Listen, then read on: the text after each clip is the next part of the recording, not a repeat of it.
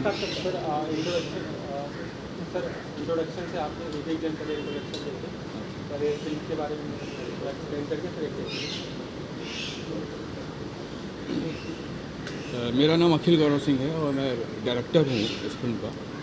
और मैंने डेब्यू भी किया है एज एन एक्टर इसमें। और मज़े की बात ये है कि हम सब ने एज एन एक्टर इसमें डेब्यू किया है और हमारे अलावा भी और भी आर्टिस्ट हैं इसमें, तो सबका डेब्यू फिल्म है। और मेरी भी ये एज ए डायरेक्टर भी पहली फिल्म है। और आप हैं अरुण जी, अपना करके बताएंगे खुद। मैं अरुण शुक्ला, ये मेरी पहली मूवी थी जिसमें हमने शुरू किया। और एक्चुअल में कहानी इसकी बड़ी इंटरेस्टेड है, ऑथेंटिक भी है। रिपोर्ट इसकी जो यूएन से थी पॉवर्टी के लिए, उस पर थी। और ये बहुत बड़ी जनसंख्या हमारी जो गरीबी को झेल रही है, एक्सट्रीम पॉवर्टी झेल रही है, उसको लेकर के ये स्टोरी सामने आई, जिसको लेकर के हमारे डायरेक्टर साहब, प्रोड्यूसर साहब ने इस कहानी को बनाया है, हमें मौका दिया इसमें काम करने का। हम इन सब के लिए थैंकफुल हैं। हाय, मेरा नाम बबली है और इसमें मैं लीड कैरेक्टर एज अ हल्दी प्ले कर रही हूँ। और एज़ यूजुअल सबकी तरह मेरा भी ये फर्स्ट कॉन्ट्रैक्ट था। और Haldi like all the movie, the entire movie is all about kisan and their struggle, their life. पर मेरा जो कैरेक्टर है वो एक लव स्टोरी की तरफ आप लोगों को खींचता है।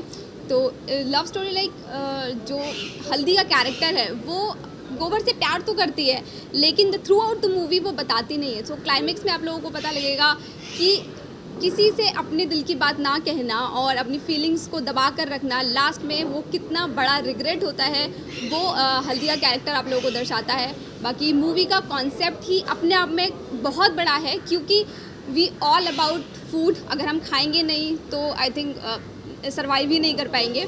सो अनाज के ऊपर ही पूरा संसार है, और जो अनाज को उगाता है वो किसान है।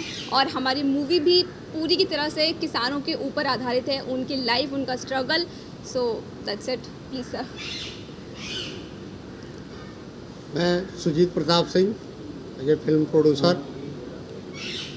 देन इस फिल्म का एक important character Vikas Babu play कर रहा हूँ और मोस्ट ऑनली सबको पसंद आएगा। ये फिल्म क्या है, ये फिल्म देखने के बाद समझ में आएगी।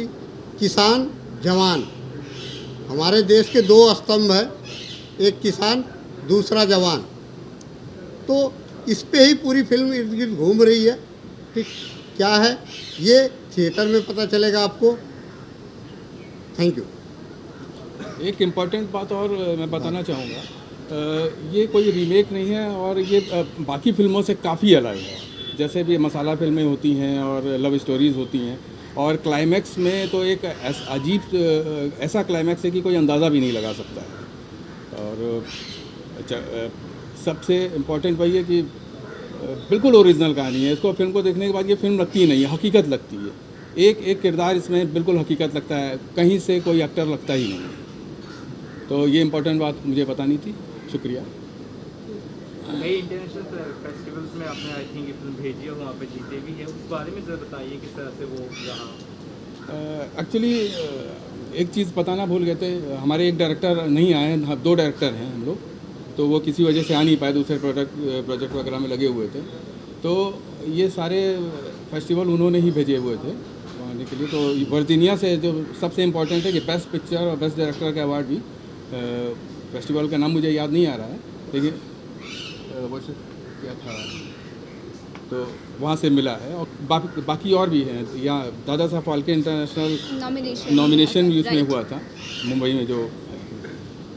तो वैसे कोरोना की वजह से भी काफ़ी डिले हो गया इसमें, हम लोग कई फेस्टिवल नहीं भेज पाए और रिलीज डेट आ गई है। तो अब आगे देखते हैं क्या हो सकता है। तो भारत सर्च किया जा रहा है इंडिया में, ये जो कॉन्सेप्ट है ये कितना यूनिक है और कितना इम्पोर्टेंट है आज के टाइम?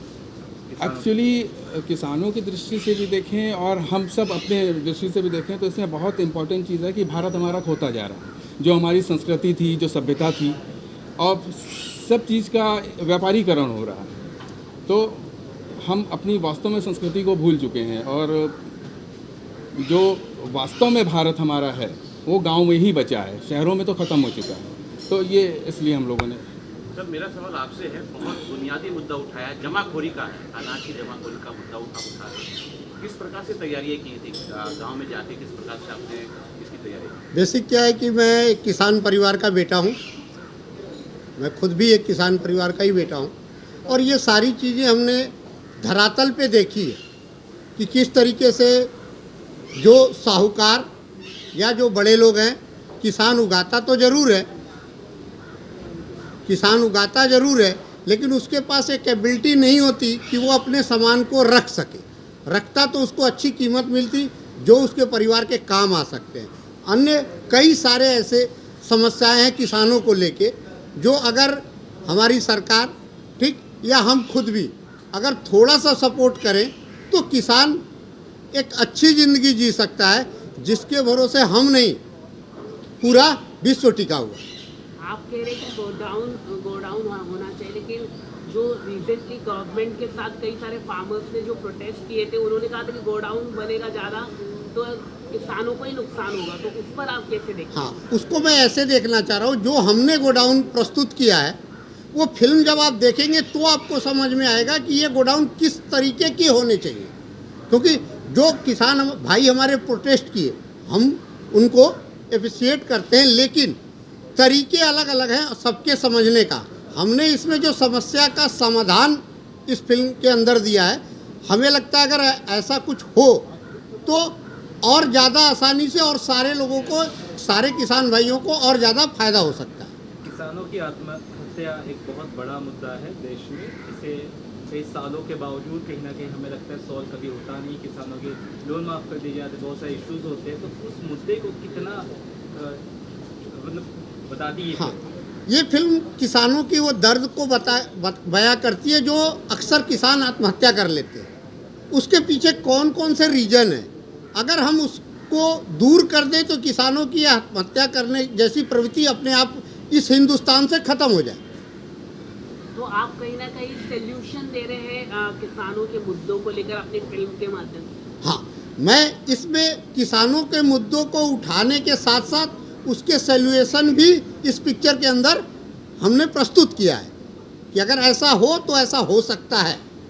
कहाँ शूट हुई है ये फिल्म, थोड़ा अगर आप बता सकें। हाँ, ये फिल्म मैं आपको ये बता सकता हूँ, ये फिल्म इलाहाबाद के इर्द गिर्द, यूपी के अंदर इलाहाबाद के इर्द गिर्द कई जगहों पे हुई है। फिर एक बनारस के आगे गाजीपुर एक शहर पड़ता है, वहाँ कुछ हुई है।